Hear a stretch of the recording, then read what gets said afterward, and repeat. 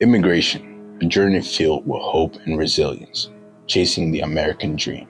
The debates around immigration tend to focus on legal, economic, or political arguments, often overlooking the voice of the immigrants directly impacted by the policies. My name is Rafael Rodriguez. I'm an artist. I am from El Salvador. I was born in Santa Rosa de Lima, La Unión. But when I was 4, I moved to Morazán, so I grew up in Morazán. One of the things that I miss the most about my country is the food, my mom's food, even though it was very limited because of the conditions we grew up in. So food, going to the little waterfalls and shower there every day, and just admiring the landscape. It's unrealistic to think that we're going to go back to that and we're going to taste the same flavors or that we're going to live the same experience. It's unrealistic. But still, you have that, some of the things that you will miss the rest of your life. And I think I'm trying to bring some of that beauty of the landscape and beauty of the tropical environment into my work. Carrying stories of trauma and suffering, men, women, and children trek across the southern border into the U.S. But what motivates them to leave their homes? I was born in Guatemala. I remember the day I left home. It was a Friday. I think the journey was about 2 weeks. I traveled with my sister and she was pregnant at the time. The journey was worth it because I was able to meet my dad again after 20 years.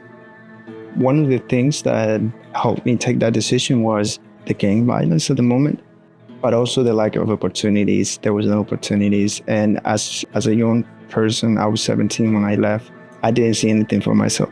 The school system is very poor, I would say. I barely learned how to read, and I did 9th grade there. For immigrants, the decision to leave their homeland is never made lightly. Many will tell you that, given the choice, they would have preferred to stay in their own countries. One of the things I remember most is this feeling of going to the unknown, like infinite unknown, like you don't know where you're going, and also this fear of leaving the family, leaving the parents, and not knowing if I was going to see them again, or if they were going to see me. I am a result of chain migration. I already had a connection in the US with friends, communities, and my brother was here.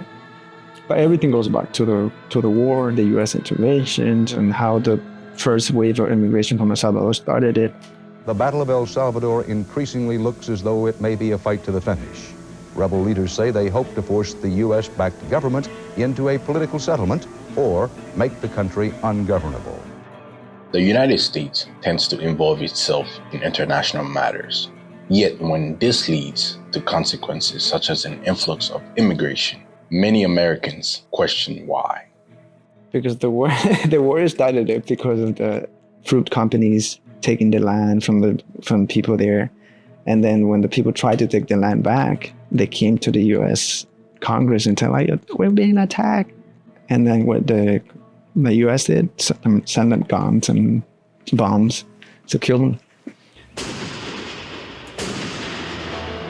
The people of El Salvador are caught in a web of terror, trapped between the military forces of the Arena government and the guerrilla forces of the FMLN. No one is safe in this civil war. Over the last 11 years, the United States has sent more than $4 billion in aid to El Salvador's military forces and government. Over these same 11 years, more than 75,000 civilians have been killed or disappeared. Who's behind the killings, the disappearances, the torture? Has U.S. aid contributed to peace and democracy in El Salvador, or merely strengthened a military regime that wages low-intensity warfare on its own citizens? 1970s, my grandpa tried to come and he was deported. 5 years after he got there, the war started and he has to fight. And he was killed 2 years into the war. My mom is my aunt. All of them were left without father. And then my grandma had to struggle with all these kids. They had everything before the war. They had land. They could produce. But after the war, everything was destroyed. So that moment right there completely changed the life of generations. Lucia Camargo, an immigration attorney based out of Washington, D.C., provides deeper insight about some of the reasons people immigrate to the United States and the challenges they encounter. Most of them are for economic reasons, I think, the majority, because they don't have many good options in our countries. In Latin America, it's difficult, especially for people without education, to make a living for their families. So I think they are pursuing the American dream. They feel that they can have more freedom in this country. In general, the undocumented are doing jobs related to workforce, construction, working on the fields, washing dishes in restaurants, and also they get paid less as well. They have 1, 2, 3 jobs. They can work 80 hours per week. Yes, the immigrants are working without authorization work, but who is hiring them? Who is benefiting from them? And who are paying less wages? They do whatever it takes for them to feed their families. It's a little difficult to process what has been happening recently, I think. Everything you hear and see is hard to process. The increasing rise in anti-immigration rhetoric and sentiment across America has left many undocumented immigrants fearful and uncertain. Just in 2 months, we have seen many differences. I have seen consequences. In the past, people said, oh yes, I don't have documents, everything, but I can stay here, nothing is going to happen. But now the reality is that many things can happen.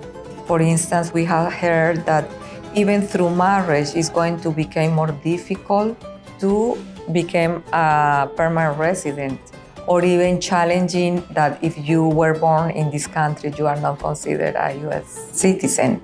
This didn't happen in the past, ever. It's the first time.